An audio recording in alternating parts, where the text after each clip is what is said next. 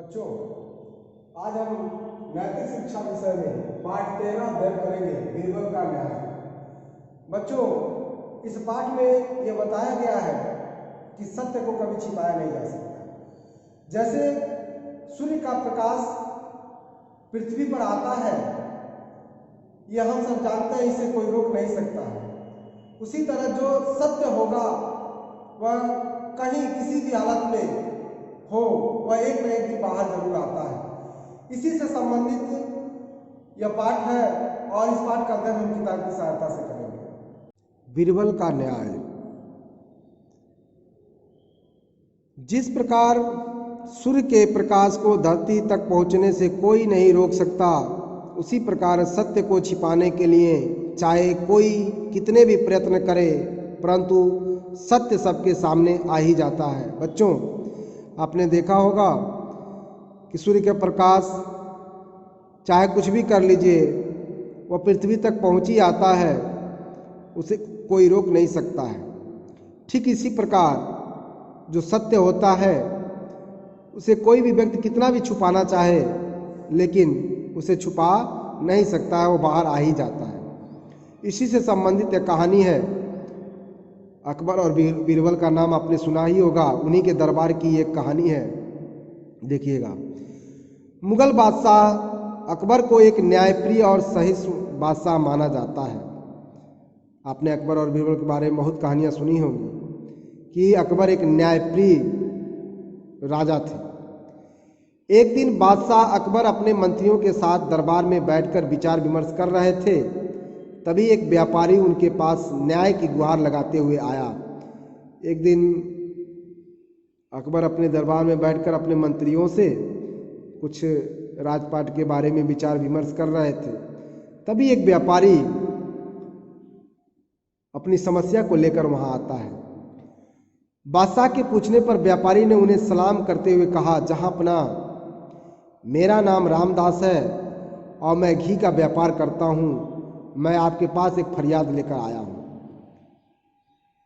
उस व्यापारी ने अपना नाम रामदास बताया और उसने ये भी बताया कि वह घी का व्यापार करता है और उसकी एक समस्या थी, उसको लेकर वह अकबर के पास आया था।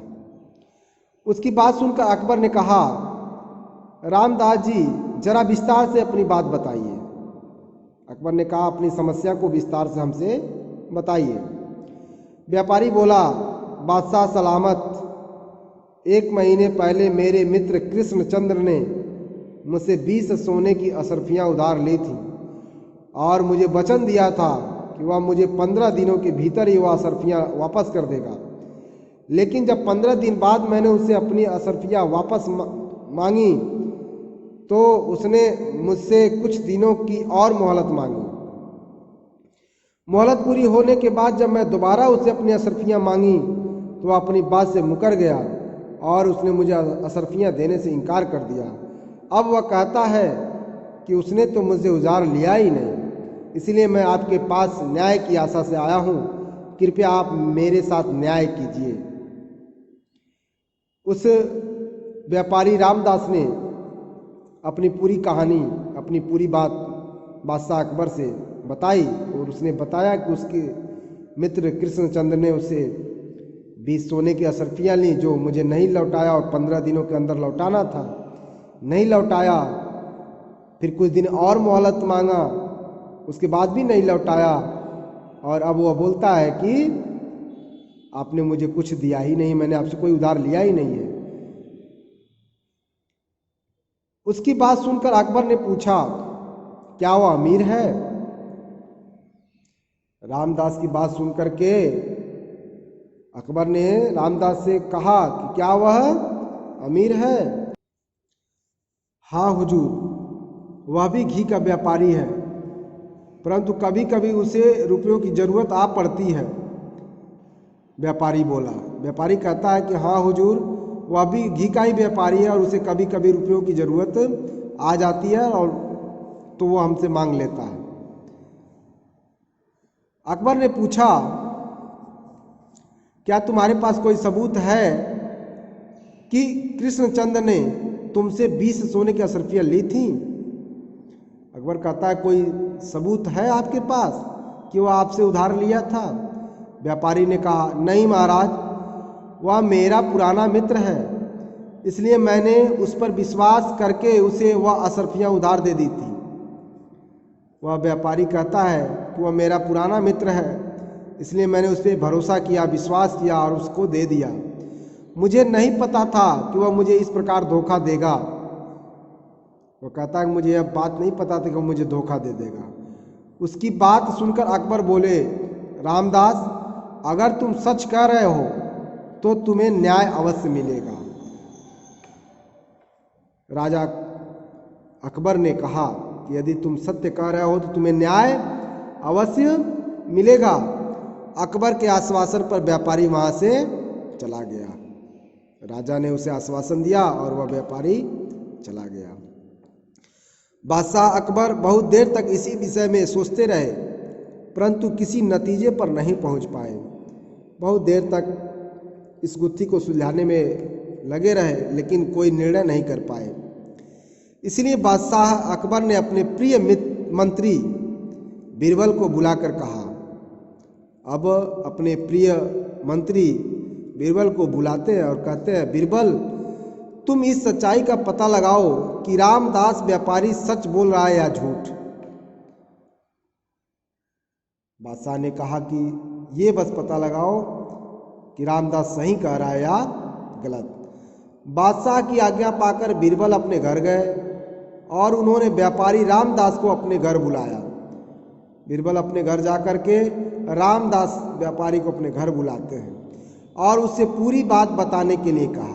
और बीरबल ने कहा कि आप पूरी बात अपनी बताइए। रामदास की पूरी कहानी सुनने के बाद बीरबल बोले, रामदास जी, आपको असरफियाँ देने से पहले कागज पर लिखकर अपने मित्र के हस्ताक्षर करवा लेने चाहिए थे। बीरबल कहते हैं कि आप जब ने असरफियाँ आपने दी तो देने के बाद आपको कागज पर ये सारी बातें लिख करके और उसके दस्तखत हस्ताक्षर करवा लेने चाहिए थे। बीरबल की बात सुनकर व्यापारी बोला, बीरबल जी, आप इस बार मुझे मेरी असरफियाँ वापस दिलवा दीजिए। मैं आगे से कभी किसी पर ऐसा अंधा विश्वास नहीं करूँगा। रामदास कहता है कि बीरबल जी, इस बार किसी तरह मेरा यह काम कराइए, मेरे असरफियाँ मुझे वापस दिलवाइए। अगली बार से ऐसा वैसा मैं कुछ नहीं करूँगा। उसकी बात सुनकर बीरबल ने उसे न्याय का भरोसा दिलाया। बीरबल ने भी कहा ठीक है, आपको न्याय मिलेगा।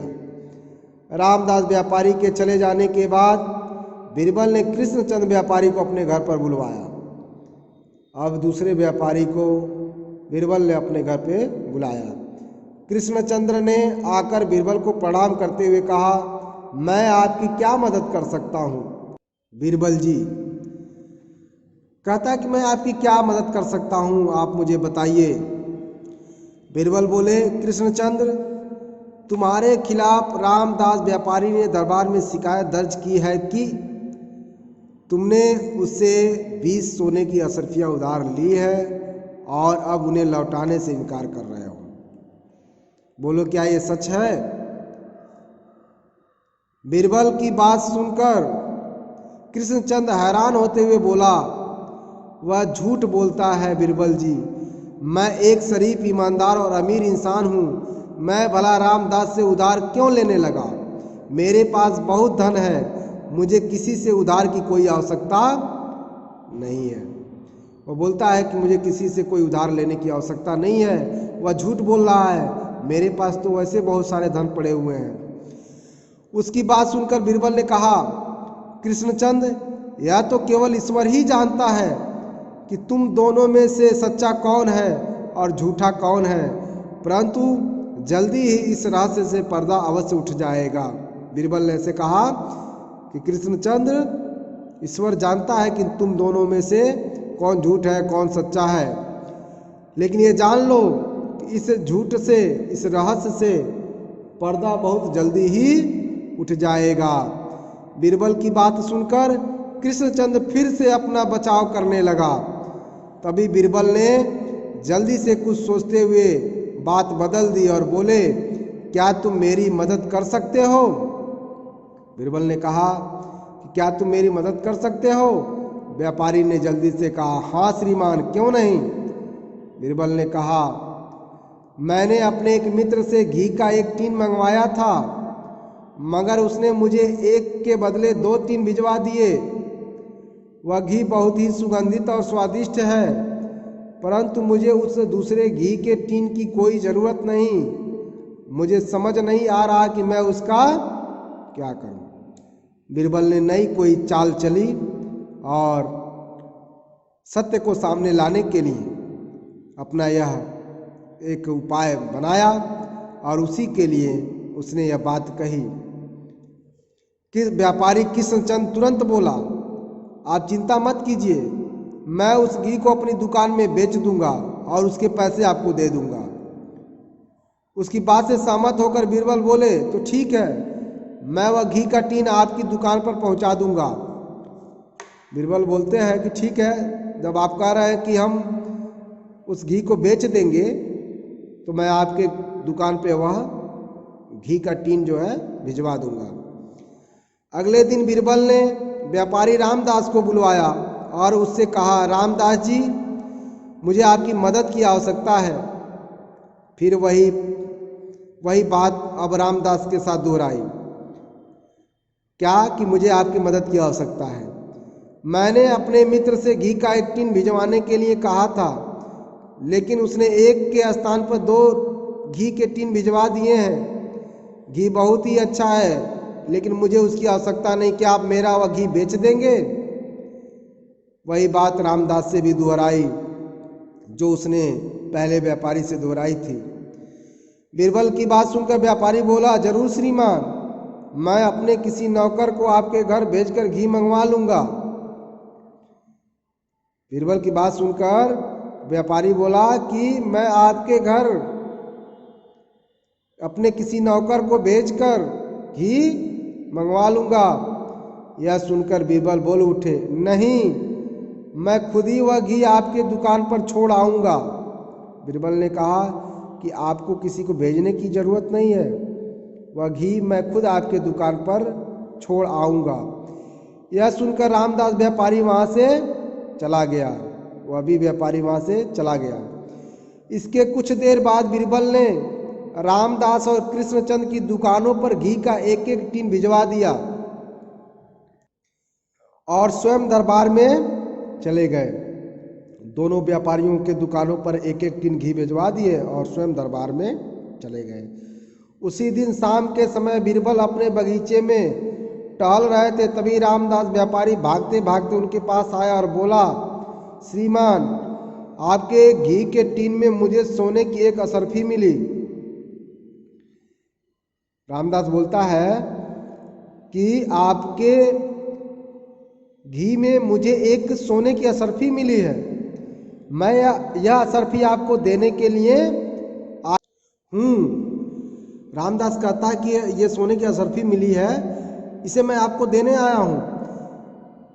इतना कहकर उसने सोने की असरफी के साथ साथ बीरबल को उनके घी की कीमत भी चुका दी। यह देखकर बीरबल मुस्कुराकर बोले, अरे, लगता है आज मेरा भाग्य चमक रहा है। बीरबल मुस्कुराते हैं और बोलते हैं, कहते हैं कि लग रहा है मेरा भाग्य आज चमक रहा है। व्यापारी ने बीरबल से अपनी शिकायत के बारे में पूछा तो बीरबल ने उत्तर देते हुए कहा, अभी जांच चल रही है, बहुत जल्दी फैसला हो जाएगा। चूंकि रामदास ने ही गुहार लगाई थी अपनी समस्या को लेकर के, तो बीरबल ने जवाब दिया कि जांच चल रही है, बहुत जल्दी ही फैसला हो जाएगा। अगले दिन व्यापारी कृष्णचंद बीरबल से मिलने आया। उसने बीरबल को उनके घी के पैसे दिए तो बीरबल ने उसको धन्यवाद दिया। यह सुनकर वह बोला, अरे नहीं श्रीमान, मैं आपके किसी काम आ सका यह तो मेरा सौभाग्य है। इतना कहकर वह जाने लगा। कृष्णचंद भी उस पैसे को लेकर आया और इनको दिया और कह के वहाँ से जाने लगा। तभी बीरबल ने अचानक उसे रोकते हुए कहा, अरे, मैं तो भूल ही गया, मुझे भी कहीं जाना है।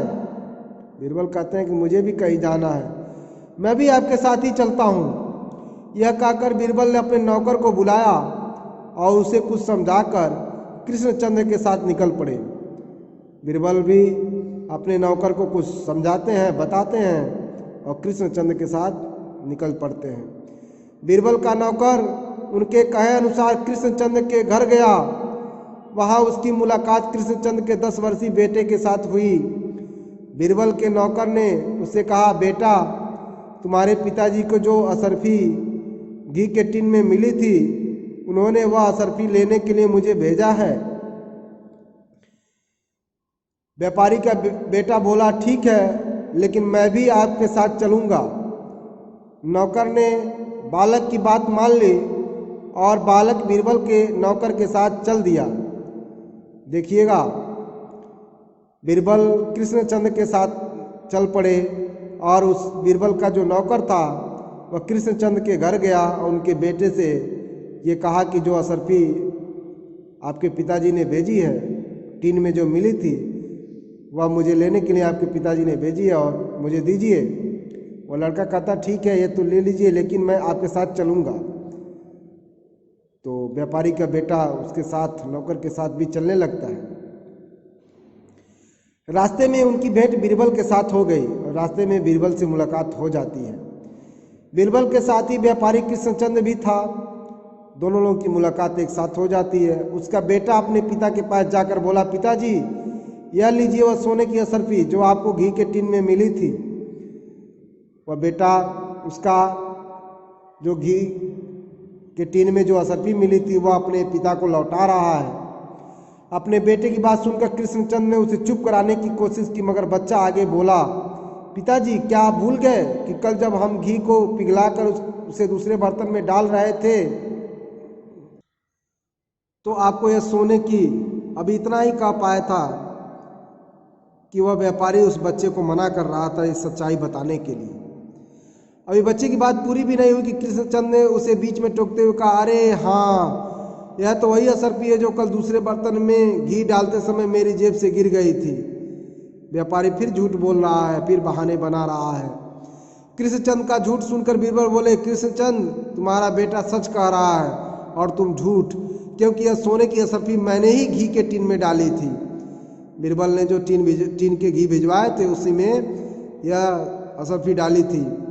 यह सुनते ही कृष्णचंद्र का चेहरा शर्म से लाल हो गया और वह हड़बड़ा कर बोला, अच्छा, सचमुच आपने घी के टिन में कोई सोने की असरफी डाली थी? मुझे तो यह लगा कि घी का बर्तन बदलते समय यह असरफी मेरे जेब से घी में गिर गई थी। यह कहकर उसने बीरबल को सोने की वह असरफी लौटा दी। अर्थात बच्चों, वह कृष्णचंद्र व्यापारी बहाना बनाते हुए किसी तरह से वह सोने की असरफी बीरबल तक पहुंचा दी। सोने की असरफी हाथ में लेकर बीरबल ने कृष्णचंद्र को व्यंग्यात्मक ढंग से धन्यवाद देते हुए कहा, जिस तरह तुमने मेरी असरफी मुझे लौटा दी, उसी प्रकार तुम रामदास की 20 सोने की असरफियां भी उसे लौटा दो। तुम सच कबूल कर लो या जेल जाने के लिए तैयार हो जाओ। क्योंकि अब यहाँ पर कृष्णचंद्र की चोरी पकड़ी गई थी, इसलिए बीरबल ने उसे चेतावनी देते हुए साफ साफ कह दिया कि जिस प्रकार तुमने मेरी असरफी लौटा दी, उसी तरह रामदास की भी असरफी लौटा दो, वरना जेल जाने के लिए तैयार रहो।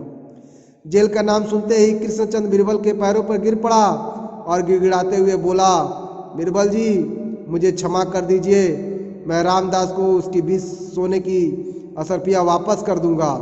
उसकी बात सुनकर बीरबल खुश होते हुए बोले, यह हुई न बात। अंत में कृष्णचंद्र बीरबल के पैरों पे पड़ जाता है, माफ़ी मांगता है और रामदास की 20 असरफियों को वापस करने की बात करता है। इस प्रकार बीरबल ने अपनी बुद्धिमानी और चतुराई से एक उलझे हुए रहस्य को उजागर करते हुए सही न्याय किया।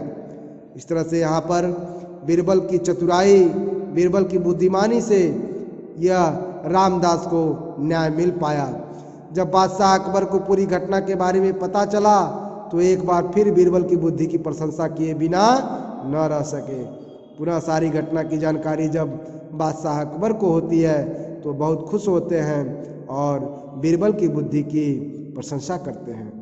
तो बच्चों, यह पाठ समाप्त होता है, लेकिन आइए देखते हैं कि इस पाठ से हमने क्या सीखा। तो बच्चों, इस पाठ से हमने यह सीखा कि सत्य को छिपाना असंभव है। हम कभी सत्य को नहीं छिपा सकते हैं। Thank you.